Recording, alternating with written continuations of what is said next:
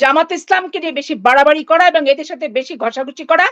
আর এই যে একটা জামাত ইসলামের আমির এই শফিকুর রহমান সাহেব নিজেকে এমন আধুনিকতার তত্ত্ব দিচ্ছে যেগুলোর সাথে বাস্তবতার কোনো মিল নাই।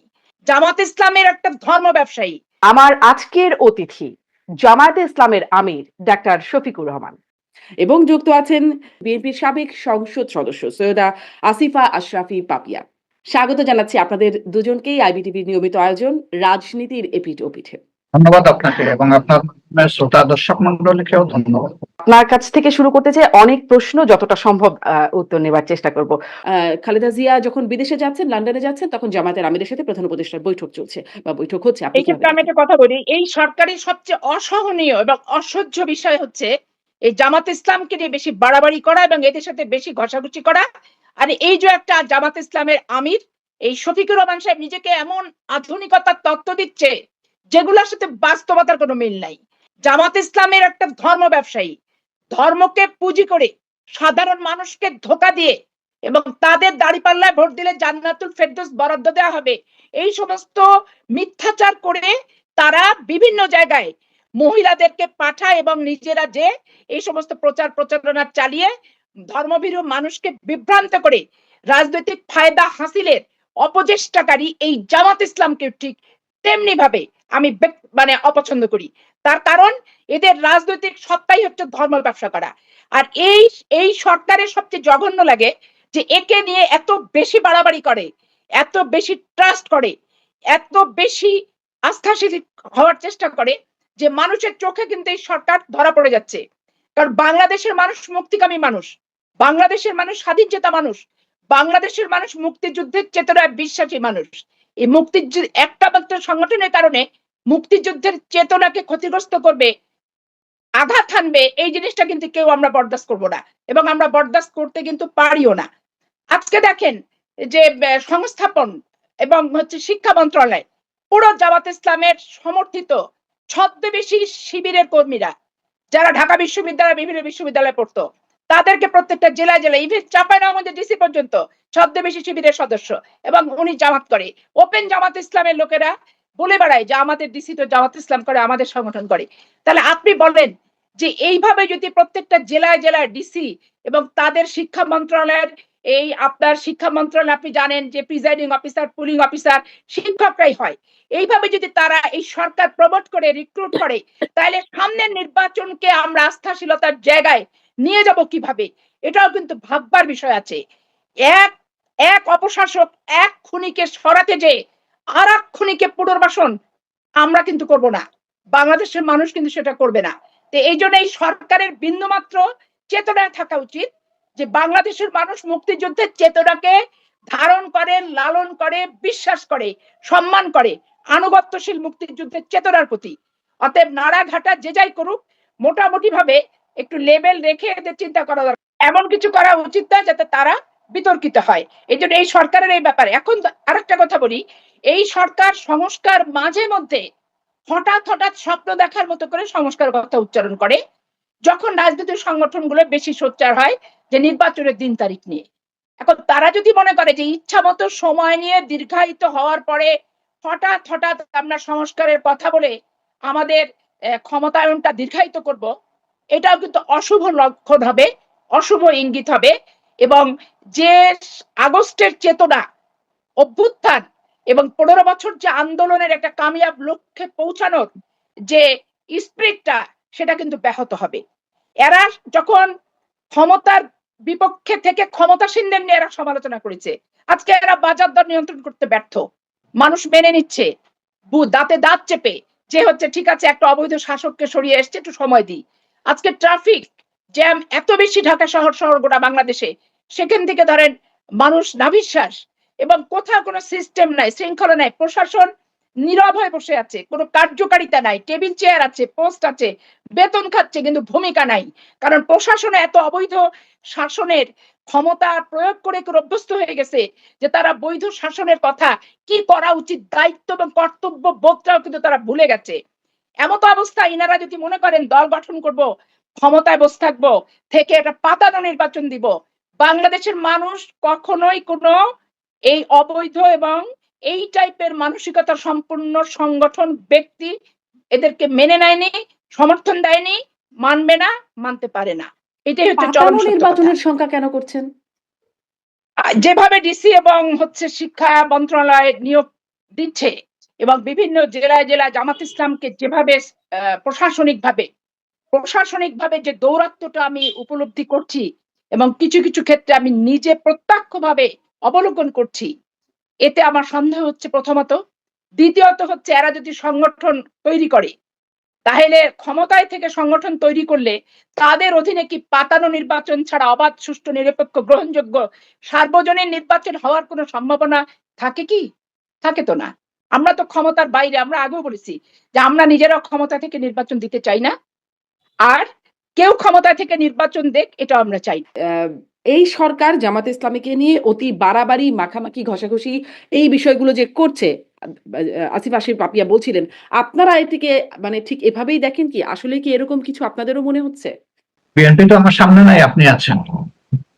আপনি একজন সচেতন সাংবাদিক হিসাবে আপনি কি একটু বলবেন যে উপদেষ্টা পরিষদের কোন লোকটা জামাত ইসলামের? আপনাকে জানা আছে, একটু বলতে পারবেন? এটা আপনার জোট সঙ্গী, একসময়ের জোট সঙ্গী, তারা আপনাদের সম্পর্কে ধারণা পোষণ করছে। Nobody is there. তারা কারা? তাদেরকে আমি কোনো দলীয় পরিচয়, কারো প্রতি সহানুভূতিশীল, কারো প্রতি দুর্বল, তার অতীত রাজনৈতিক সংশ্লিষ্টতা, এই নিয়ে আমি তাদেরকে প্রশ্নবিদ্ধ করা আমার জন্য আমি উপযুক্ত নই। তাহলে আপনি কি বলবেন যে না, আপনার আসলে আপনাদের সাথে সরকারের বিশেষ কোনো সম্পর্ক বা কোনো প্রভাব নাই, আপনাদের সরকারের উপর কোনো গুরুত্ব নেই? 10টা দলের যেমন আমাদেরও তেমন, প্রশ্নই উঠে না। জি, এই যদি এটা বলে থাকেন, এটা আরেকটা আনজাস্ট। আপনার কাছে এবার একটু আসি যে আপনারা রাষ্ট্র সংস্কারে যে 41 দফা প্রস্তাব দিয়েছেন সেই বিষয়গুলো নিয়ে একটু কয়েকটা বিষয় একটু কথা বলতে চাইবো।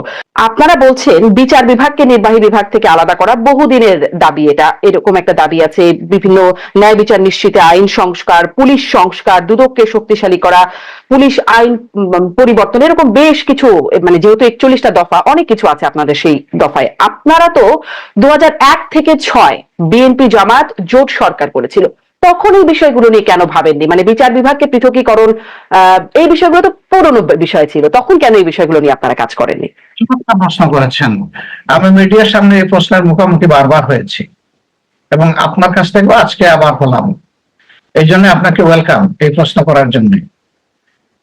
এই বিষয়গুলো, অতীতের অভিজ্ঞতাগুলো সামনে রেখেই এবারকার এই ইন্টারিম গভর্নমেন্টের জন্য আমরা মূল থেকেই বলে আসছিলাম যে তাদেরকে যৌক্তিক সময় দিতে হবে। আমরা কিন্তু বলতে কোনো সময় বেঁধে দেইনি যে এতটুকু সময়ের সীমাবদ্ধতার মধ্যে যা পারেন আপনাদেরকে করতে হবে, ওইটা আমরা বলি নাই। আমরা বলছি যে এই সরকারকে মৌলিক জায়গাগুলোতে সংস্কার করে ফেলতে হবে, কারণ এটা আমরা অতীতেও দেখেছি যে আমরা যখন রাজপথে থাকি, রাজনৈতিক দলগুলো, আমি শুধু আমার দলের কথা বলছি না, আমি সবার কথা বলছি, আমরা যখন রাজপথে থাকি রাজনৈতিক দলগুলো, তখন অনেকগুলা ব্ল্যাক লর ব্যাপারে আমরা আমাদের কনসার্ন আমরা এক্সপ্রেস করি যে আমরা এত উদ্বিগ্ন, জাতির এই ক্ষতি হবে, এটা পরিবর্তন করা দরকার, এটা থামিয়ে দেওয়া দরকার। কিন্তু সেই আমরাই যখন আবার দেশ শাসনের সুযোগ পেয়েছি, আমরা তখন সাথে সাথে এটা ভুলে গেছি। প্রত্যেকটা দলের একই অবস্থান ছিল, এটা আমার নির্দ্বিধায় স্বীকার করতে কোনো অসুবিধা নেই। এই জন্য আমরা চাই যে গভর্নমেন্টটা কোনো দলের নয়, যে গভর্নমেন্টটা একটা ঐক্যমতের সরকার, যাদেরকে আমরা দায়িত্ব দিয়ে বসিয়েছি। তারা নির্বাচিত হয়ে এখানে আসেননি, ভোট প্রার্থী হয়ে আসেননি, তারা এসেছেন জনগণের আকাঙ্ক্ষা ফুলফিল করুন। এই সরকার দ্বারা এই কাজগুলো আমাদের সমাধান হয়ে যাওয়া দরকার। এই জন্য আমাদের এই ক্ষেত্রে ভয়েস ক্লিয়ার এন্ড লাউড, একেবারে পরিষ্কার। আমরা চাই না। তারেক রহমান কবে ফিরবেন এই বিষয়ে কি আপনাদের ধারণা আছে? তারেক রহমান কবে ফিরবেন এই বিষয়ে আমি যে পর্যায়ের দলে আমার অবস্থান, এই উত্তর আমার পক্ষে স্পষ্ট করে দেওয়াটা সম্ভবপর নয়।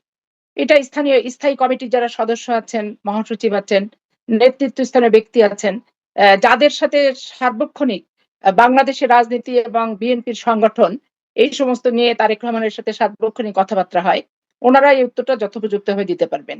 যার কারণে এই উত্তর দেওয়ার ক্ষেত্রে আমি অপারগতা প্রকাশ করছি।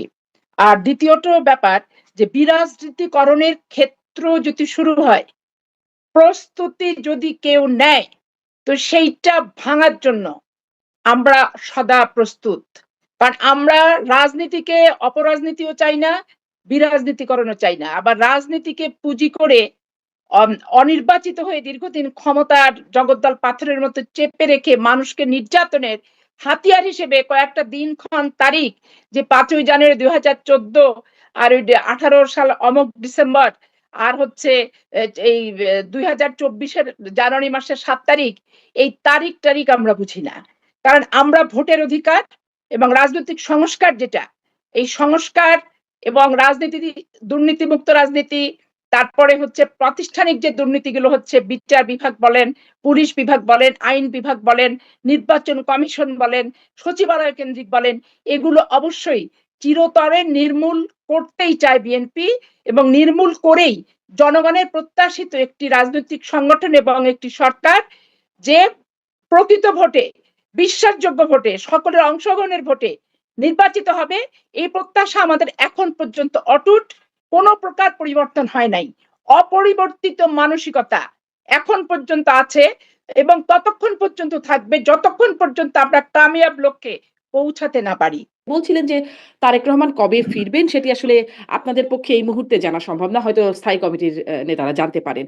কিন্তু কেন ফিরছেন না, মানে আগে সরকারে আমরা জানি তার জন্য সংকটপূর্ণ ছিল বাংলাদেশে সেই সময় আসাটা, কিন্তু তারপরে এখন 4 মাস চলে গেছে এই সরকার আসার পরে, এখনো তিনি ফিরছেন না। আচ্ছা, গেলেন, খালেদা জিয়া গেলেন লন্ডনে, এরপর কবে আসবেন সেটি আপনি জানছেন না, কেন আসছেন না সেটি কি আপনি বলতে পারেন?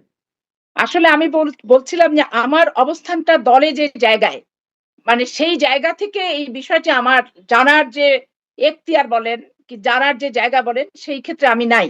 এটা পার্টির স্থায়ী কমিটির সদস্যবৃন্দ এবং মহাসচিব জানবেন। তবে আমার সুস্থ জ্ঞানে আমি যেটা বুঝি, যে তারেক রহমান সাহেব 15 বছর উনি এই যে পারিবারিক রাজনীতির যে বিষয়টা আসছে, রুহুল হোসেন প্রিন্স ভাই তুললেন, এখানে দেখেন জিয়াউর রহমান যখন নির্মমভাবে নিহত হয় 30শে মে 1981 সালে চট্টগ্রাম সার্কিট হাউসে, তখন পার্টি বেগম খালেদা জিয়াকে ছাড়া বিভিন্ন জনকে নেতা বানিয়ে চালানোর চেষ্টা রাজনৈতিক সংগঠন বিএনপির লোকেরা করেছে।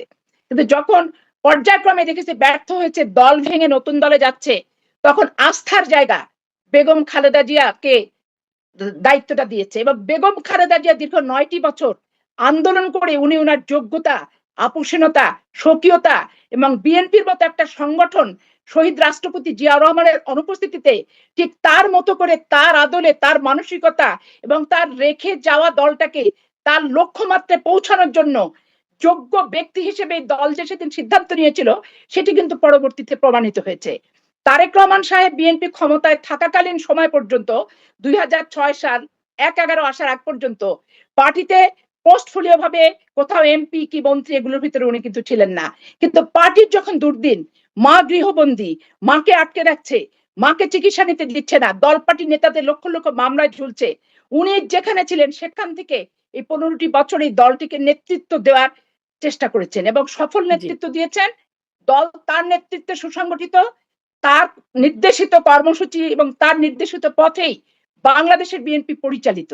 অতএব এই ক্ষেত্রে -2 আর আসিফ -1 আশরাফি পাপিয়া, আর জিয়াউর ধন্যবাদ রহমানের আপনাকে। পরিবার দেশে না বিদেশে কিচ্ছু যায় আসে না।